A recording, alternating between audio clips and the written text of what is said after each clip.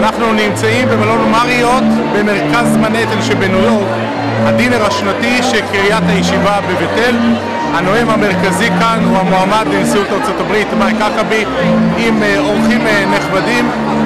בראש הדינר הזה יעקב כצל'ה יחד עם אישים בכירים, בהם איש העסקים יוג'ין גלוק, אחד התומכים הגדולים ביישוב בית אל בעשרות השנים האחרונות.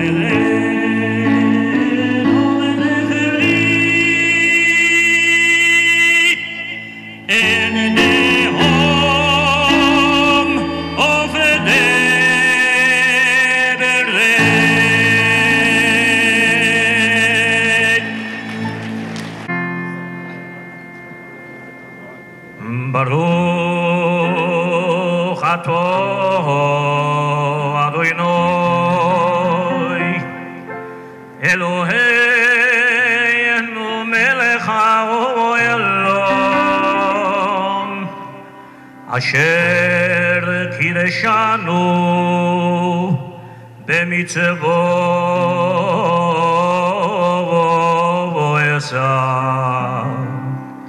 וציוונו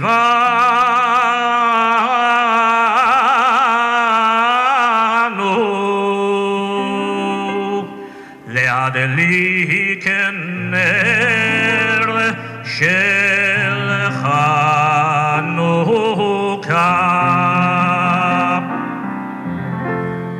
ברוך אתה אדוני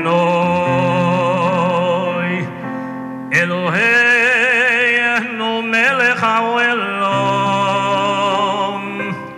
שעשה ניסים לאבוסינו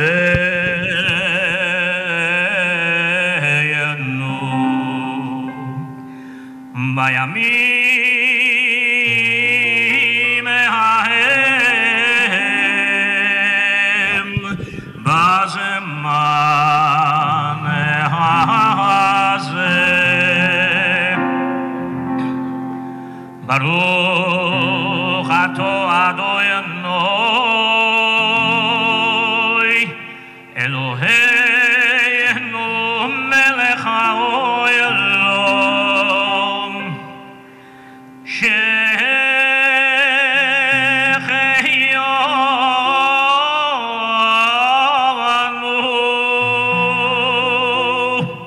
וקיימנו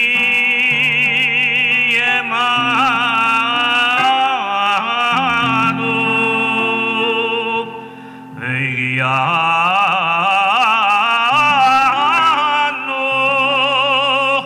לזמן הזה.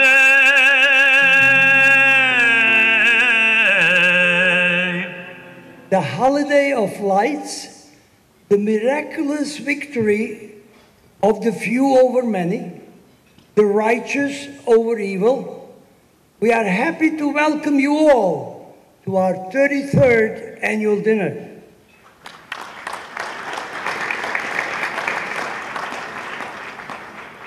Another year has passed, and so many of you who have attended previous dinners have again graciously and most generously come to the support of this wonderful cause.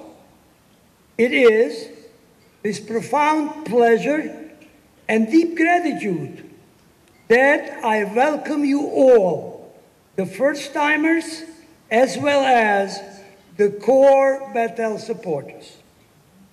Your impressive turnout here tonight is sending a much-needed message to the noble and dedicated pioneers, telling them loud and clear to continue their boundless commitment and selfless sacrifices on behalf of the people and the state of Israel.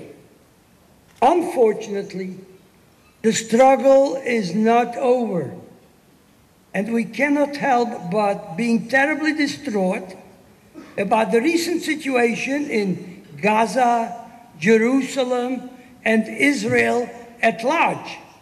We are faced with a huge fanatical group of Hamas terrorists whose only ambition is to kill Israelis and then take over. Also, the pressure from the Obama administration pushing Israel for one-sided and unacceptable concessions is extremely worrisome.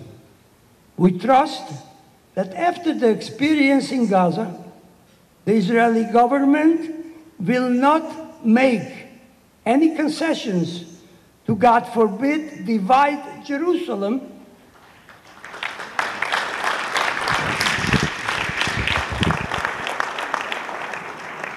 which would cause it to deteriorate into the terrorist base that Gaza has become. Let us hope the government of Israel has learned from past mistakes and will not repeat them again. Now more than ever, the tenacity and courage of the brave pioneers of Beit is absolutely indispensable, and we certainly must help them to prevail and persevere. The inspiring leader of Beit, Rabbi Yaakov Katz, whom we fondly call Katzelon, is here with us tonight. He is the selfless and devoted leader, the true driving force behind the total Beit community. His right-hand man, his executive assistant, Baruch Gordon, is a tremendous enhancement to his dynamic team. At this time, I would like to ask Ketzler and Baruch to stand up and take a bow.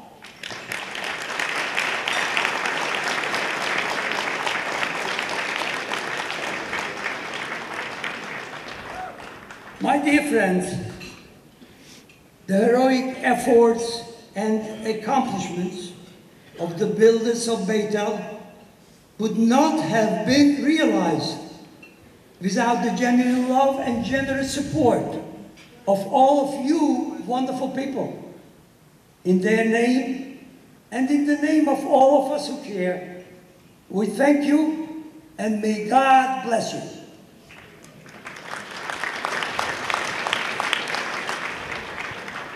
And now it is a great honor as well as my privilege to introduce our keynote speaker, Governor Mike Huckabee.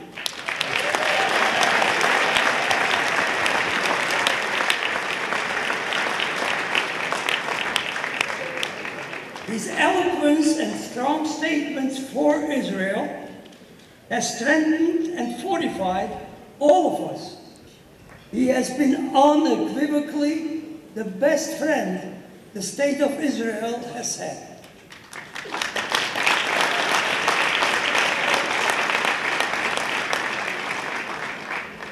He has visited Israel more than anyone else in elected office, having been to the Holy Land over 30 times.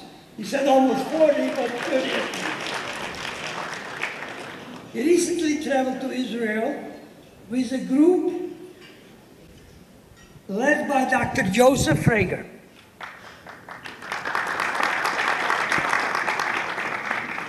At the most critical time, just after the 3 students, Naftali Frankel, Gilad Shayer, and Eyal Yifra, Hashem Yinukim Dumam, had been kidnapped.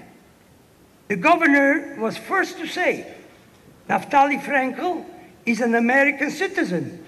Thus, we have not only an emotional responsibility, but a constitutional duty to ensure that the whole world understands that this takes it to a new level for the US.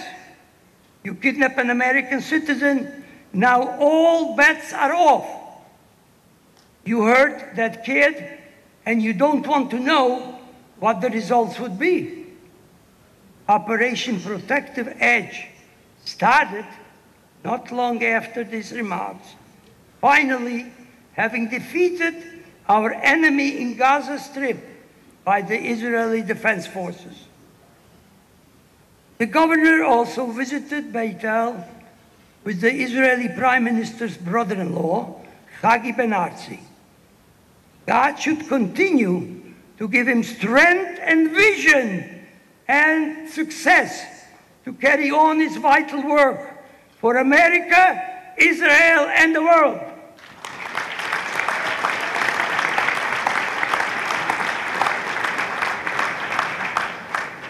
Governor Huckabee served as governor of Arkansas from 1996 to 2007. No one has served longer. He joined Fox News Channel in 2008. He served as host of Huckabee every Saturday night. He gave up this highly successful show in order to run for president. He sacrificed everything to try to make America great again.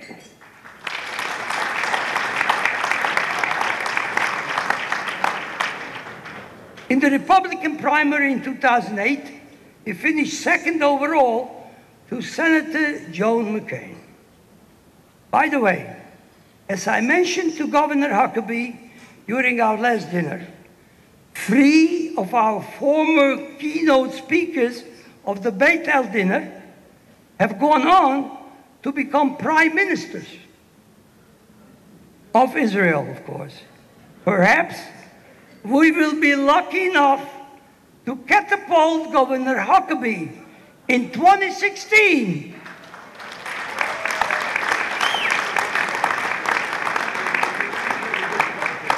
to become the President of the United States.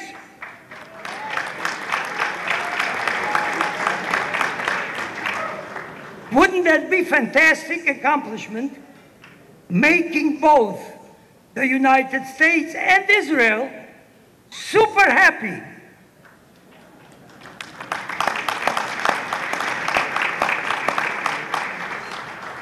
It is truly my honor to introduce our keynote speaker, Governor Mike Huckabee. Governor, please. Wishing all of you a very happy Hanukkah. What a delight to be here as the first candle is lit as a reminder that when God lights his flame, no power on earth will ever be able to extinguish it. And I celebrate with you that great truth from God. I know that you realize that I'm in the midst of a campaign. This is not a campaign appearance. I'm not here because Beit is endorsing me. I'm here because I am endorsing Beit and my dear friend, Eugene Gluck.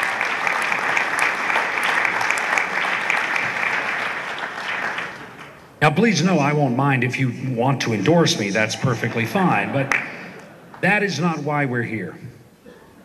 As you may know, I'm struggling a little bit with some laryngitis. I think that is the answer to many people's prayers. That's why I have it. I just hope it's none of you.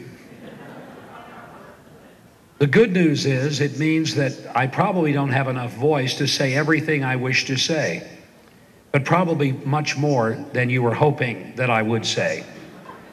It is my great honor and joy to be here with so many distinguished individuals, not only here on the dais, but also in the congregation. People whose lives have been marked by extraordinary accomplishment and whose lives have given back generously, not for what they could receive, but for how they could change the world through their contributions monetarily and also personally. There has been so many times when I have been asked to explain my intense love for the nation of Israel. It started when I was 17 years old and made my first trip to Israel back in 1973, just a few months before the Yom Kippur War. Now, I didn't know there was going to be a war, and I'm pretty sure my parents would never have let me go to Israel had they known there was about to be a war. But at that time, I could travel all over the Middle East and did. I went to Lebanon and to Syria and to Jordan, to Turkey. And I enjoyed all of those countries, and there were many things to see. The antiquities were beautiful and magnificent.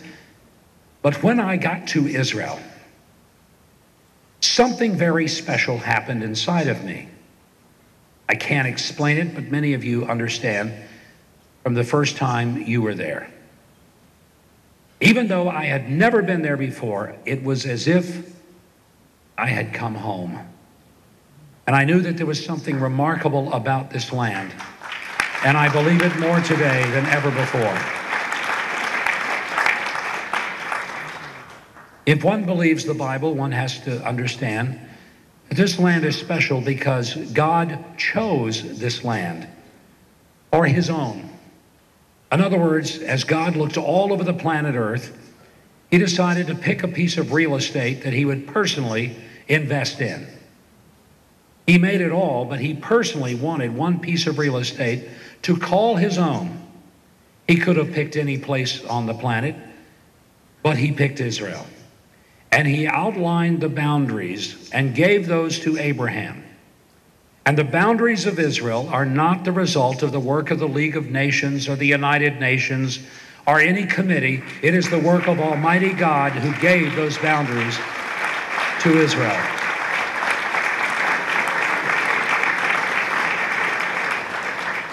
And God not only chose a piece of real estate, he chose a people.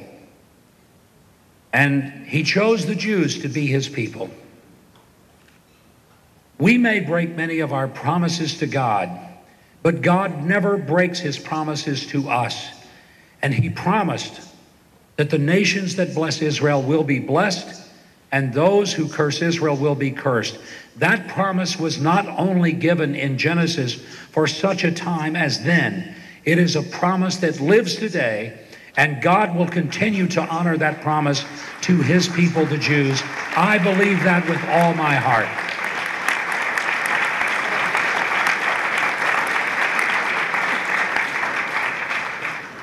Quite frankly, there have been moments over the past few years I have been ashamed of some of the leaders of our own country who seem to forget the unique bond and relationship that we have with the nation of Israel. As I often say, it is not an organizational relationship. It is an organic relationship. There is no explanation for the United States of America other than the providence of Almighty God. And neither is there any explanation for the incredible rebirth in 1948 for the modern Israel to fulfill all biblical prophecy and once again occupy a place, a homeland, a place for the people of God to be safe and secure, and that is the land of Israel. And there is no other explanation for this modern-day miracle than God's providence intervening on behalf of his people. And we celebrate that with you.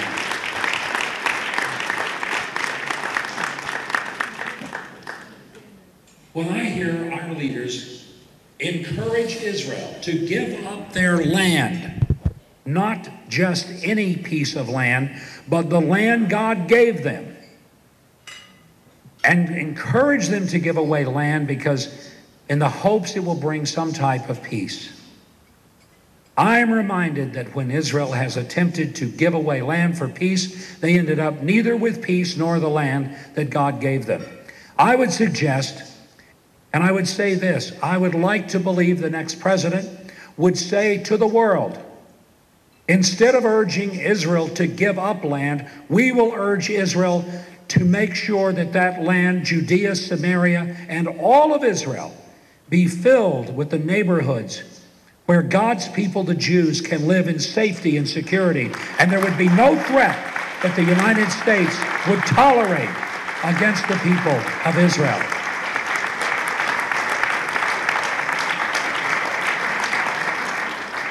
I would love for the next president, in his very first days in office, to schedule a trip to Israel in order to unlock the door and hand the keys over to the ambassador for the new embassy in Jerusalem, where it belongs and should be.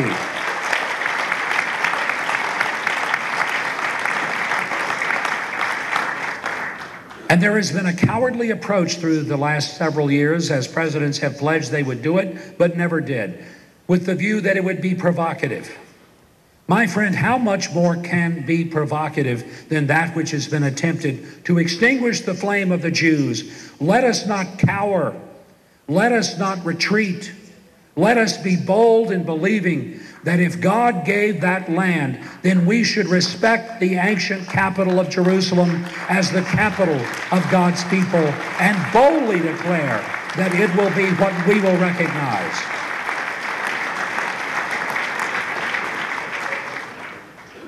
I believe the next president should say that the deal with the Iranians is over. There is no deal, and Iranians will never, ever, ever have a nuclear weapon.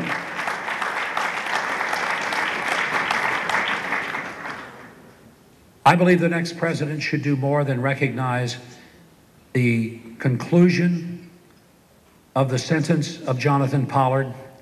He should issue a full pardon to Jonathan Pollard and end that chapter in this relationship, and let him go home to Israel. And I believe that the next president should never believe somehow that it is the job of the United States president as commander-in-chief to protect the reputation of Islam more than it is to protect the people of the United States of America from radical Islam that wants to kill every last one of us.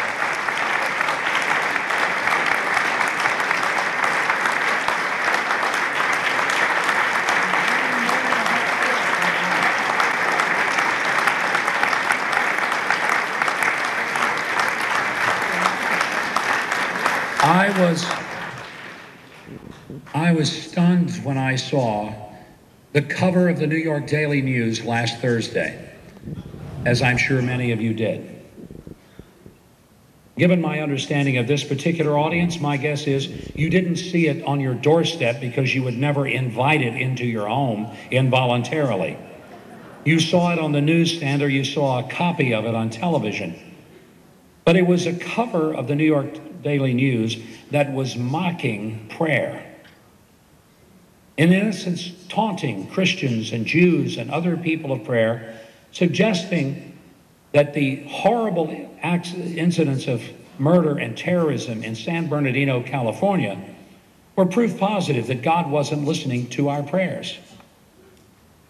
I was outraged. Not so much just that people think that, but that they would be so bold to show their contempt for faith, their contempt and their arrogance toward God, in dismissing the power of prayer on the front page of a paper in the United States, and to be proud of what they were saying. And in essence saying that if our prayers were being answered, those people would not have been murdered. I would suggest that they don't understand that it's not that our prayers are failing. It's that our leaders are failing to recognize the enemy that we have in radical Islam, and they're the ones who have failed us. It is our prayers that keep it from being 10,000 times worse than it already is.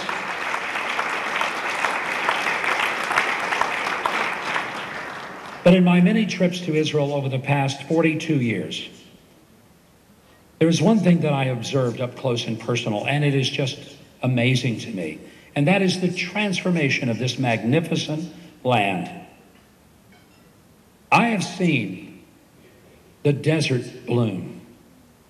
Areas that in 1973 and throughout the 70s and 80s were barren, rocky, sandy, desolate places, I now watch them as lush. And I see the dry bones live again in Israel. The sleepy little country that I saw in 1973, where a few people were living on the kibbutzim, selling oranges, trying to get some tourists to come over, is now one of the most remarkable places on earth, with an economy that is the envy of the world and robust, with technology and innovation that is absolutely stunning and has changed the world. And I sometimes tell Americans when they say, how come you love Israel so much? I say, do you have a cell phone? Well, yeah. I said, well, thank Israel for that, because if it hadn't have been for the technology in Israel, you wouldn't be enjoying your smartphone. With medical advances that are the envy of the world, with more Nobel Peace Prize winners per capita than any other country in the world. You see, my answer to the New York Post, or the New York Daily News, forgive me, Post, my answer to the New York Daily News as to the failure of prayer is to say, you might need to keep looking and look in the direction of Israel, because what you see is the answer of the prayers of people who have been chased all over the world for extinction, people who have been hunted, people who have been murdered, people who have been attempted to be completely annihilated from the very face of this planet. Yet because of prayer, and because God hearing that prayer, that nation is more alive today than ever before. And it is the fulfillment of the prophecy and the prayers of God's people throughout this world. But I would...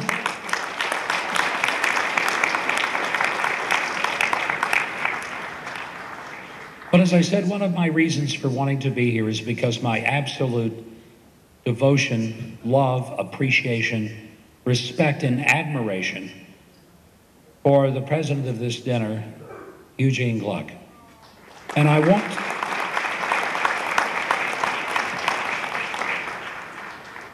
want to say to the New York Daily News, if you'd like to see what power of prayer is, why don't you do a little analysis of his life? Because Eugene Gluck and his wife, the only members of either of their two families to escape the Holocaust, only two left. Every attempt made to completely destroy and wipe this family from memory. And the two of them survive. They have 3 children. They have 12 grandchildren. They have 23 great-grandchildren. I'd like for this family to stand. If all of those children, grandchildren, and great-grandchildren would stand for just a moment and remain standing, would you do that? And could we turn on the lights just enough so that we can see them? Can we bring up the lights? And I want to see this family. Stay standing a moment, please.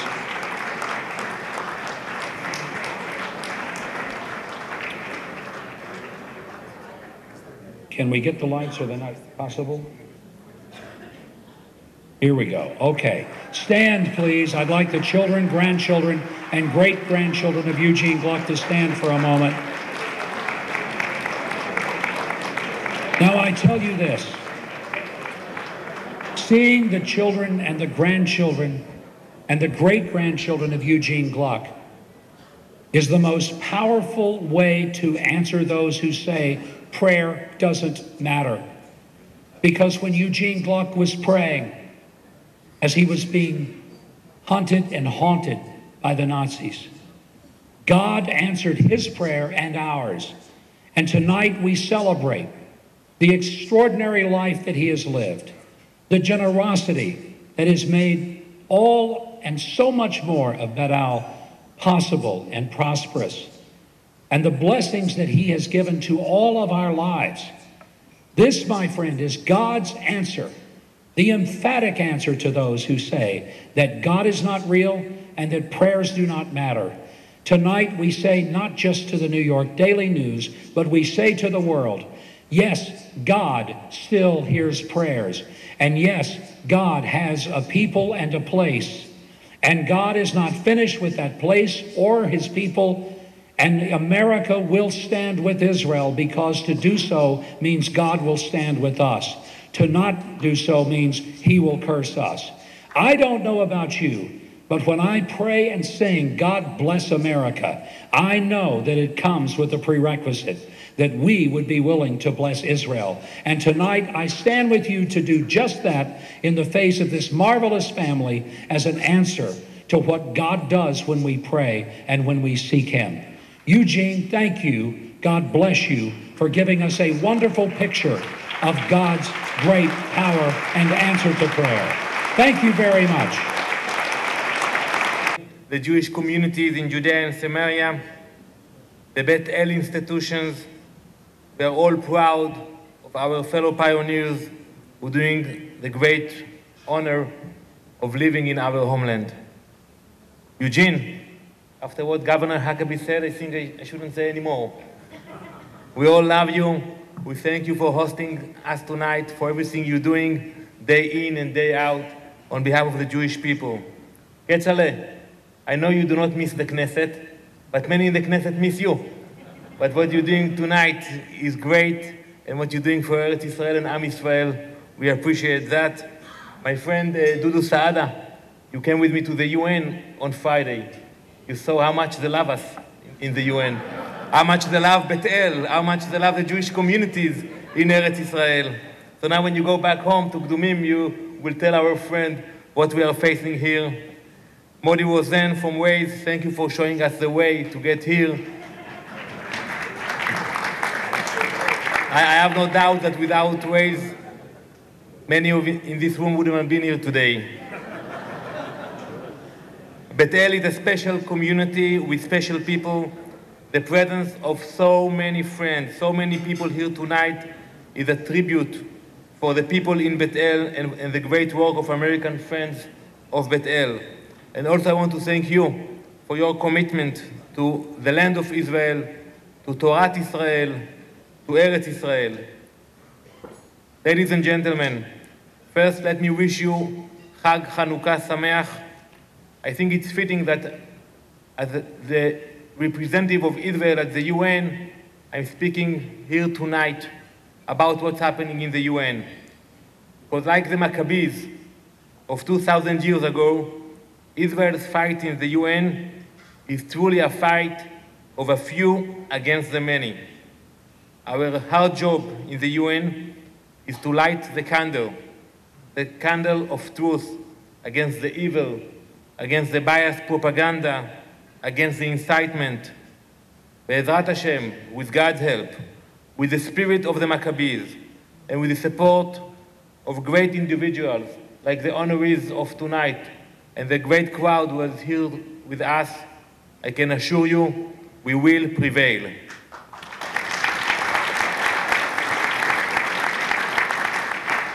Ladies and gentlemen, as we all know, the people of Israel are facing a difficult time. A tide of terror has washed over our beloved countries. Men and women, young and old, everyone is a target. In this wave of violence, 23 people have been killed and hundreds have been injured. Yet, the UN and the international community still refuse to speak out.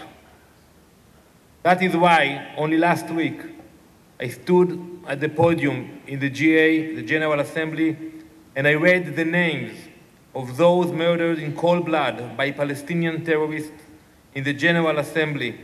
And I showed them the pictures of the victims. We must demand from the UN, we must demand from the international community to break its silence. The blood of innocent Israelis murdered by Palestinians is no less precious than the blood of victims of terror in Paris or anywhere else in the world.